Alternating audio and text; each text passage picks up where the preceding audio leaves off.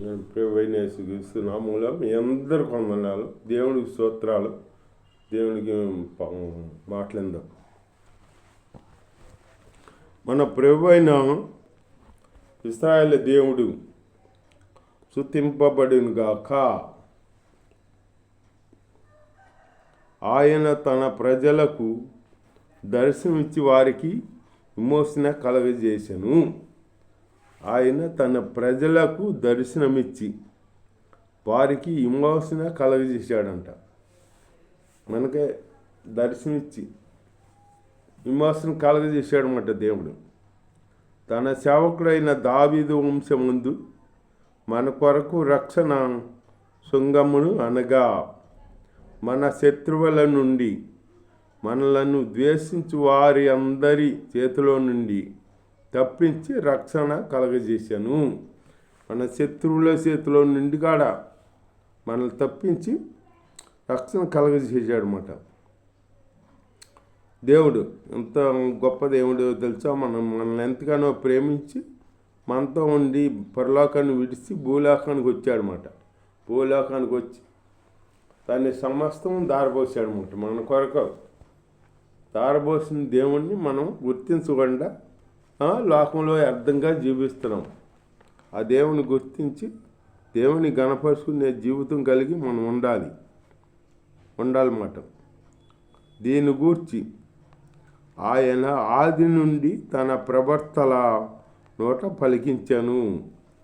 ఆది నుండి తన ప్రవర్తల నోట పలికించాడంట దేవుడు. యెహోవా దేవుడు ఆది నుంచి ప్రవర్తల ద్వారా ప్రకటించారు. ప్రవక్తలో మన కొరకు ఒక రక్షకుడు పుడతాడు అని ప్రవక్తలు ప్రవచించారంట. దేవుడి స్తోత్రం ప్రవచించారంట. ఆ రీతిగా యేసు క్రీస్తు ప్రభు మన మధ్యకి వచ్చాడనమాట. పరలోకాన్ని విడిచి భూలోకానికి వచ్చాడనమాట. భూలోకానికి వచ్చాడు. ఆయన మన పితరులను కరుణించుటకును తన పరిశుద్ధ నిబంధనను అనగా మన తండ్రి అయిన అబ్రహాముతో తాను చేసిన ప్రమాణము, మన తండ్రి అయిన అబ్రహాముతో ప్రమాణం చేశాడు దేవుడు. ఆ రీతిగా యేసుక్రీస్తు ప్రభు ఈ లోకానికి వచ్చాడన్నమాట. ఈ లోకానికి వచ్చాడు. మనము శత్రువుల చేతిలో నుండి ఇడిపింపబడి మన జీవిత కాలమంతయు నిర్భయంగా ఆయన సన్నిధిని పరిశుద్ధంగాను నీతిగాను ఆయన్ను సేవించాలి. పరిశుద్ధంగాను నీతిగాను సేవించాలంట. మనం దేవుణ్ణి పరిశుద్ధం కలిగి ఉండాలి. పరిశుద్ధ జీవితం ఉండాలి. మనకి జీవించాలి. సేవించను అనుగ్రహించుటకును ఈ రక్షణ కలగజేసెను.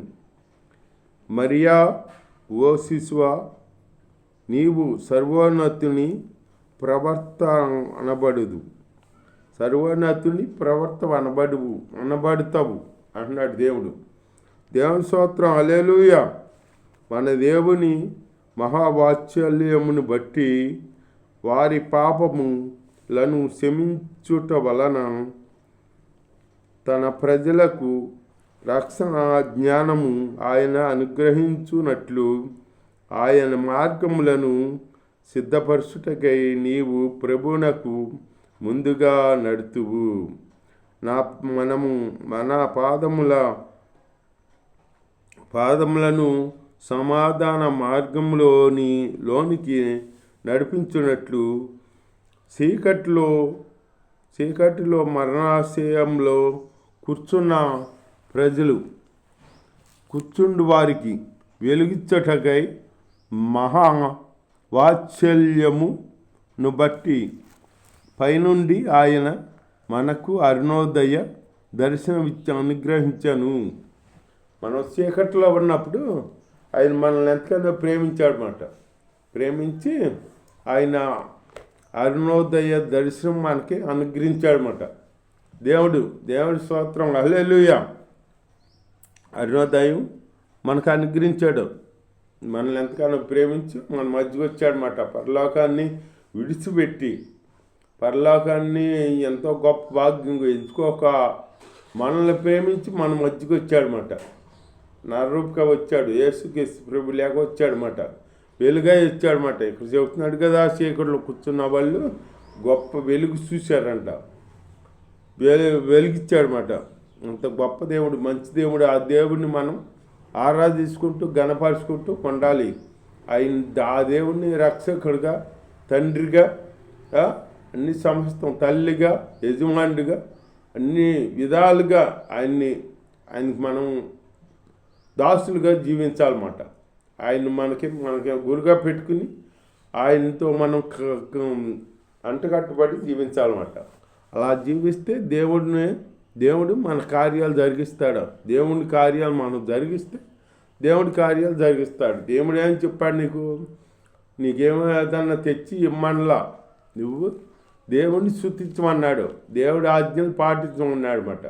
ఆ ఆజ్ఞలు పాటించి ఆయన్ని స్తుతించి రక్షణ పొంది గణపరుచుకుంటూ ఆయనలో ముందుకు సాగేవానికి జీవించావనుకో, నీ సమస్త భారం ఆయనే మోసి కాపాడుతాడు నిన్ను. దేవుని స్తోత్రం. శిశువు ఎదిగి ఆత్మ యందు బలము పొంది ఇశ్రాయేలునకు ప్రత్యక్షమగు దినముల వరకు అరణ్యంలో ఉండేనంట. శిశువు ఎదిగాడు. ఇశ్రాయేలు పేదలకి రక్షణగా ప్రత్యక్షమగు వరకు అరణ్యంలో ఉన్నాడంట. అరణ్యంలో ఉన్నాడు ఎక్కువ యేసు ప్రభు ప్రార్థన చేస్తూ. దేవుని స్తోత్రం. ఆ దినములలో ప్రజాసంఖ్యకు సర్వలోకమునకు ప్రజాసంఖ్య రాయబడవాలని ఓగస్తు క్రైస్తవ వనల ఆజ్ఞ అయ్యాను. అంటే ఆ దినములో ప్రజాసంఖ్య రాయబడాలని అక్కడ ఆజ్ఞ అయింది. అంటే ఇప్పుడు మన భాషలో చెప్పాలంటే, మనం ఓట్లు వేసేటప్పుడు ఎట్లా ఓట్లు ఉన్నాయని మురిగిపోతాయని మనం ఎట్లా వస్తాము, అట్లాగే వాళ్ళందరూ అప్పుడు ప్రజాసంఖ్యలో రాయబడతాకి వచ్చారన్నమాట. అప్పుడులో యోసేపు మరియా కాడ వచ్చారు, బెత్లెహేముకి వచ్చారన్నమాట. బెత్లెహేముకి వచ్చేటప్పటికి జరిగిన మొదటి ప్రజాసంఖ్య అందరూ ఆ సంఖ్యలో వ్రాయబడుటకు తమ తమ పట్టణములకు వెళ్ళిరి. యోసేపు దావీదు వంశములోను గోత్రములోను పుట్టినవాడు గనుక తనకు భార్యగా ప్రదానం చేయబడిన గర్భవతి అయిన ఉండిన మరియతో కూడా ఆ సంఖ్యలో వ్రాయబడిటకు గలిలయలోని నజరేతు నుండి యూదయలోని బెత్లెహేము అనబడిన దావీదు ఊరికి వెళ్ళానంట. దావీదు ఊరు బెత్లెహేము. వారక్కడ ఉన్నప్పుడు ఆమె ప్రసవ దినములు నిండెను కనుక తన తొలిసూలి కుమారుని కని పొత్తిగొడ్డలతో చుట్టి సత్రములో వారికి స్థలము లేనందున ఆయనను పశువుల తొట్టిలో పరుండబెట్టెను. సత్రంలో స్థలము లేదంట కనుక ఆయన్ని పశువుల తొట్టిలో పడుకోబెట్టిందన్నమాట. అంతేగాని యేసు ప్రభువు ఎప్పుడు పుట్టాడో ఎక్కడ పుట్టాడో అని లేదు.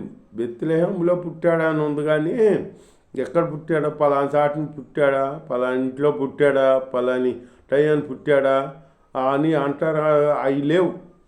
ఎక్కడ పుట్టాడో అసలు ఏ సమయాన్ని పుట్టాడో తెలీదు. కాకపోతే చలికాలంలో పుట్టాడు కాబట్టి డిసెంబర్ నెల ఎంచుకున్నారు. అంతేకాని యేసు ప్రభు పలానా నెలలో పుట్టాడో, పలానా తారీఖులో పుట్టాడో, పలానా చాటు పుట్టాడో అని లేదు బైబిల్లో. దేవుని స్తోత్రం. చలికాలం పుట్టాడు కాబట్టి డిసెంబర్ నెల అని ఎంచుకున్నారన్నమాట. అందరూ ఎంచుకుని పండుగ జరిగించుకుంటున్నారన్నమాట. బెత్లెహేము అనబడిన దావీదు ఊరికి వెళ్ళాను. వారక్కడ ఉన్నప్పుడు ఆమె ప్రసవ దినములు నిండెను గనుక తన తొలిసూలి కుమారుని కని పొత్తిగుడ్డలతో చుట్టి సత్రముల వారికి స్థలము లేనందున ఆయనను పశువుల తొట్టిలో పరుండబెట్టెను. దేవుని స్తోత్రం, హల్లెలూయా. ఆ దేశంలో కొందరు గొర్రెల కాపరుల పొలములో ఉండి అర్ధరాత్రి వేళ తమ మందను కాసుకొని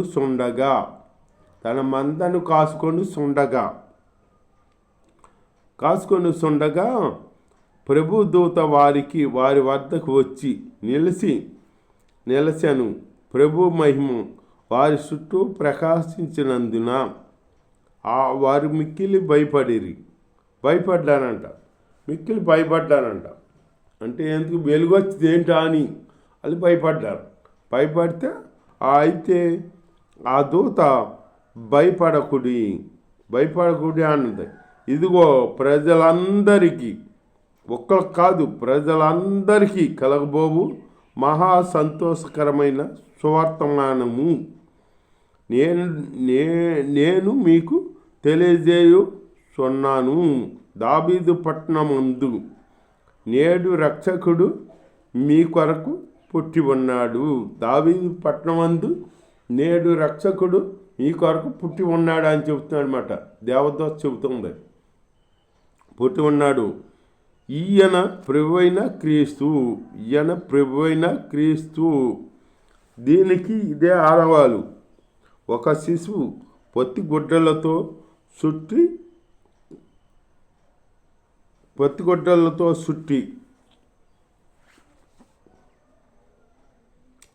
బట్టి ఒక తొట్టిలో పండుకొని ఉండుట మీరు చూసేద్దరు. అని చెబుతుంది దేవదూత. వారితో చెప్పాను. వెంటనే పరలోక సైన్య సమూహము ఆ దూతతో కూడా నుండి సర్వోన్నతమైన స్థలములలో దేవునికి మహిమయు ఆయనకి ఇష్టమైన ప్రజలకు భూమి మీద సమాధానం కలుగునుగాక అని దేవుని స్తోత్రం చేస్తుండెను. సర్వోన్నతమైన స్థలంలో దేవుడికి మహిమ, వాళ్ళకి ఇష్టమైన మనుషులకి భూమి మీద సమాధానం కలుగునుగాక అని దేవదూత చెప్పింది మాట. దేవుని స్తోత్రం, హల్లెలూయా. ఆ దూతలు తమ వద్ద నుండి పరలోకమునకు వెళ్ళిన తరువాత ఆ గొర్రెల కాపరులు జరిగిన ఈ కార్యమును ప్రభు మనకు తెలియజేసి ఉన్నాడు.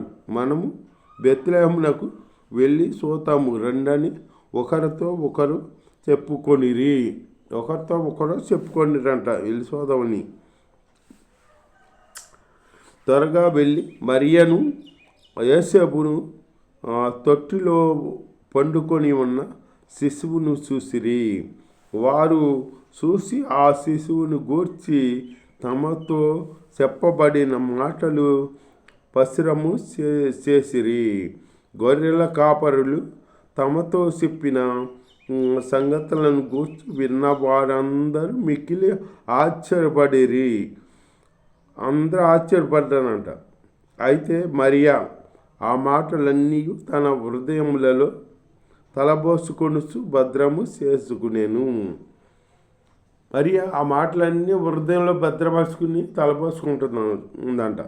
అంతటా ఆ గొర్రె కాపరులు తమతో చెప్పబడినట్లుగా తాము విన్నవాటిని కన్నవాటిని గూర్చి దేవుని మహిమపరచు స్తోత్రము చేసు తిరిగి వెళ్ళిరి. తిరిగి వెళ్ళారంట. మహింపరిచి గణపరిచి దేవుణ్ణి తిరిగి వెళ్ళారంట. ఆ శిశువునకు సున్నతి చేయవలసిన 8వ దినము వచ్చినప్పుడు